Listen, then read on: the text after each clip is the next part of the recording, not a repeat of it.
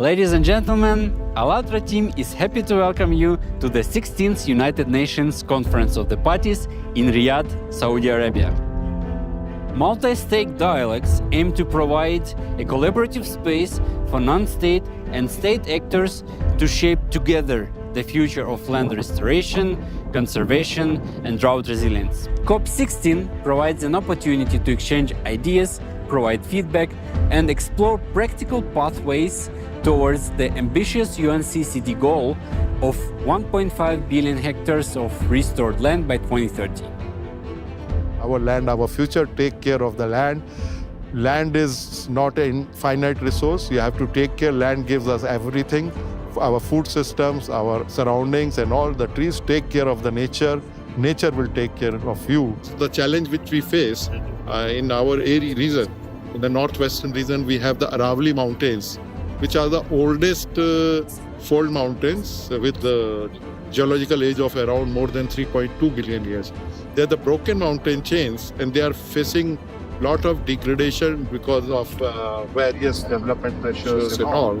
We are planning to have the Aravalli Green Wall project with the support of the Ministry of Environment, Forest and Climate Change, Government of India. Korea supports Changwon Initiative, which aims to support the implementation of land degradation neutrality. Through Changwon Initiative, GDP supports addressing the land degradation in various countries by forest restoration, sustainable land management, etc. While the PFI supports harmonization of the affected areas such as war, drought, and water scarcity by reforestation. The city of Changwon actively supports the Sustainable Development Goals set by the United Nations, showcasing successful examples of urban policies aimed at environmental sustainability, combating climate change, and improving the quality of life. We are a global professional society with about 5,000 members in almost 140 countries around the world. And our mission is to advance the science, practice, and policy of ecological restoration in order to enhance biodiversity or sustain biodiversity, enhance resilience in a changing climate, and also to reestablish an ecologically healthy relationship between culture and nature, between people and nature. Everything we do is for both nature and people.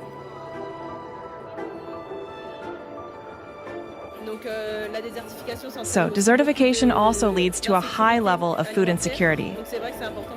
So it's true that it's important for me to be able to bring this to the fore and try to take action so that things can move forward in the coming years.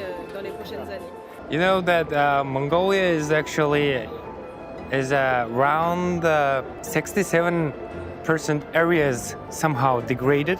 Mongolian President Oknagin Khrushchev initiated the billion tree movements, which means that we're planning to billion tree by the 2030. The environment problem is actually the complex. One thing couldn't solve the environment, but you know that anthropogenic activities, human activities, is going to be main factor of the degradation of environment or something like that, and therefore we have to be responsible and we have to respect environment.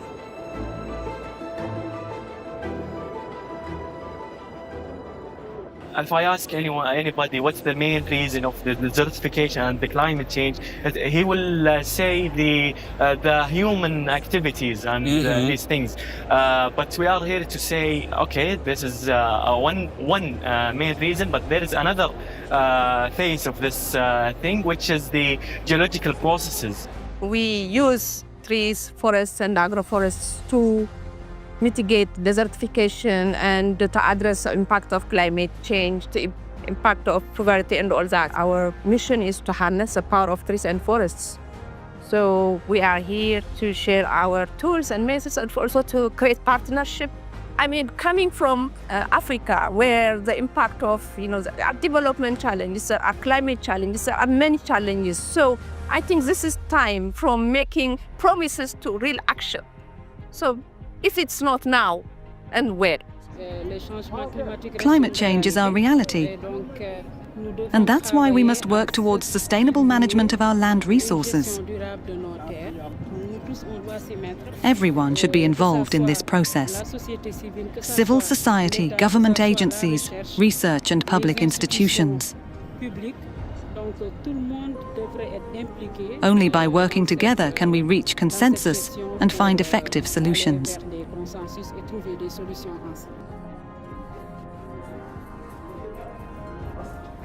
We're not giving the conditions to the future generations which we inherited. So we need to regenerate the planet before we get to sustainability. Nature has to function. We don't need to take care of nature. It takes care of itself. We need to understand that if nature does not function, we're gone. And I'm from Tanzania, from an organization called LEAD Foundation. It's a local NGO based in the capital city of Tanzania, Dodoma. And our main mission is to restore the environment, conserve the environment. And finally, what would you like to wish to our viewers? I wish them to continue to do the work on the ground, to be optimistic, to stay positive, because as I've said, the solutions are there, the technology is there. All we need is financing, but the willing of the people to start implementing these interventions and solutions on the ground. Yeah. Together we can restore our degraded land. Projects aimed at combating climate change are already being implemented in many countries worldwide. However, in the face of global changes in nature, it is becoming clear that uniting the efforts of all people on the planet is essential.